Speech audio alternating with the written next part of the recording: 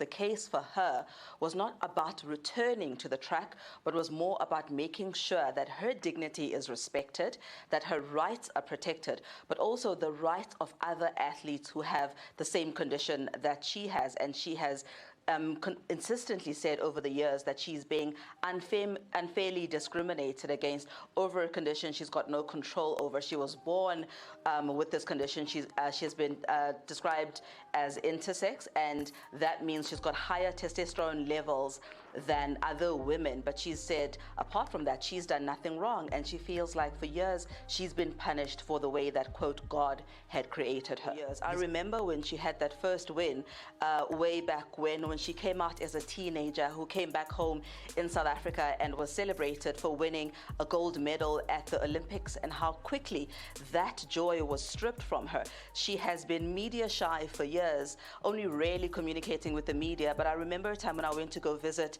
the village where she was from in Polokwane, and her community was just stunned. They couldn't make sense of what was happening. At the time, they were saying they feel that she's being discriminated against. The sex tests that she'd been subjected to were the first they'd ever heard of such a thing. Even the word intersex they'd never heard of. Custer herself didn't know she had this condition until she was subjected to those tests. So a lot of people over the years have said this is a young woman who had been robbed of a chance to enjoy her victory and enjoy a thriving international career.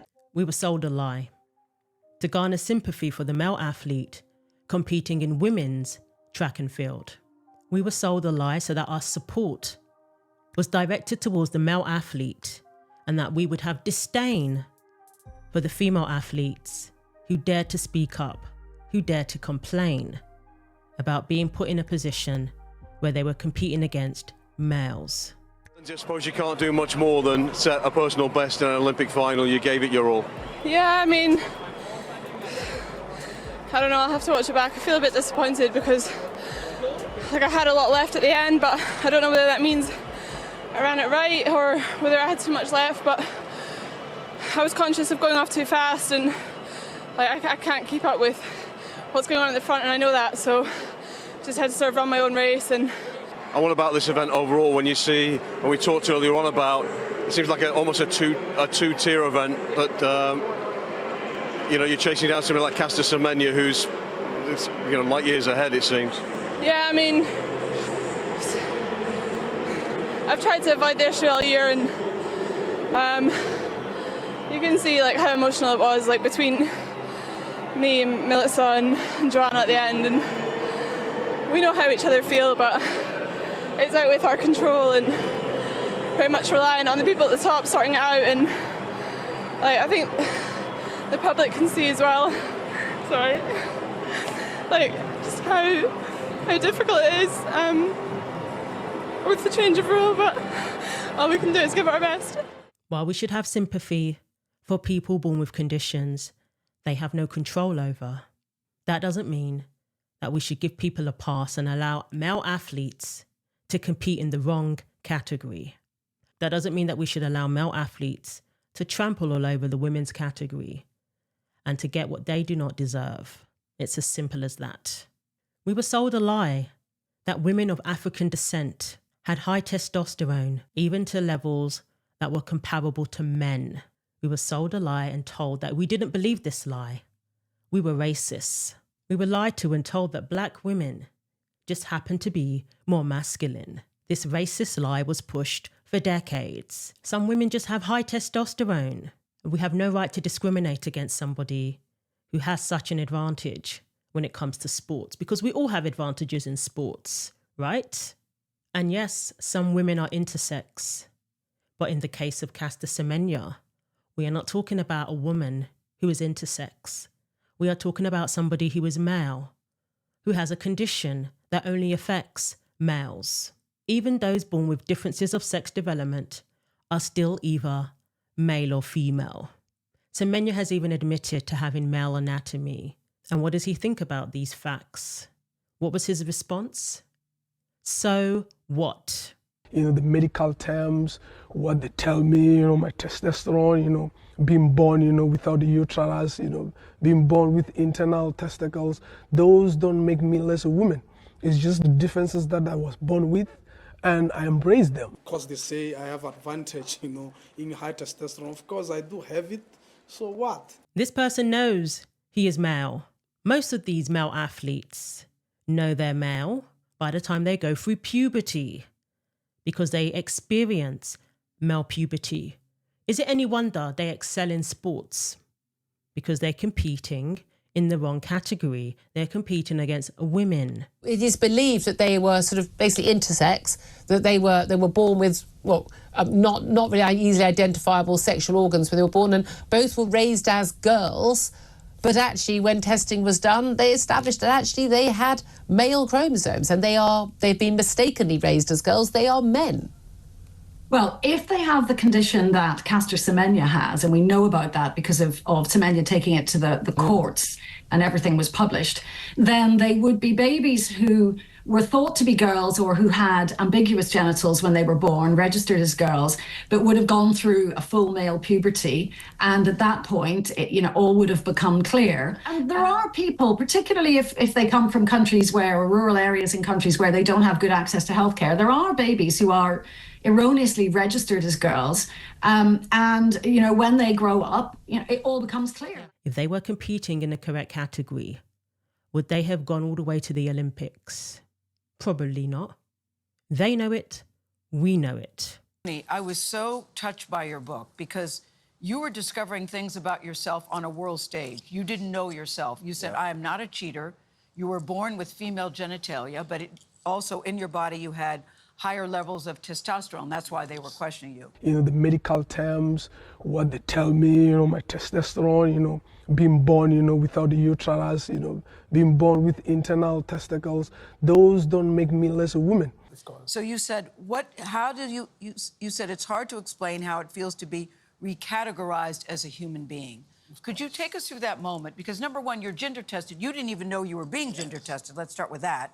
And then they give the results by accidentally leaking them to the media. Yeah. Just take us to that day and what you went through and how you got through it. Of course, when they say they leaked the result accidentally, I was like, no, that was purposefully, done. But for me, I think that's when I realized, you have the power in you to own yourself. Because end of the day, even if they define you for who they think you are, you should love yourself. We were lied to and told that genetic tests were inhumane, were a violation of human rights even. They feel that she's being discriminated against, the sex tests that she'd been subjected to. The various lawsuits that were filed by Semenya alleged that such testing stripped him of his dignity, were invasive, intrusive, and that no athlete should be subjected to such tests. When in reality, a simple cheek swab is all that's required to determine whether one is male or female, to determine whether one has XX or XY chromosomes, to determine whether one is eligible to compete in the women's category. A simple cheek swab, something that I believe all female athletes would be more than willing to undergo in order to protect the integrity of the women's category. We were told that these tests unfairly target black women, that these tests discriminate against black women who happen to have high testosterone. When the reality is no woman has testosterone within the levels that a man has, no matter her ethnicity. When we talk about a woman who has testosterone levels that's comparable to men, we're talking about males. Obviously, there have been some cases in the past where women born as women have naturally high testosterone levels, and sometimes there have been cases where it's transgender women. Do we know? It's never about naturally high testosterone levels in women. When they talk about females with these high testosterone levels, they're really talking about males with disorders of sex development. And in some cases, rarely happens in developed countries, but in some cases, babies born with these disorders are wrongly labeled as female, and then they grow up and go through male puberty, and everyone then knows they're male. This is well documented now, for example, with Caster Semenya, that they have internal testes, they produce testosterone, they go through puberty, they have all those advantages. And frankly, the prospect of these people boxing against women if they are male is terrifying. Caster Semenya's withdrawal from sports is an admission that we were not dealing with a woman of African descent being discriminated against for looking a certain way or for having naturally high occurring testosterone. What we were dealing with was a male athlete competing in the women's category this whole time.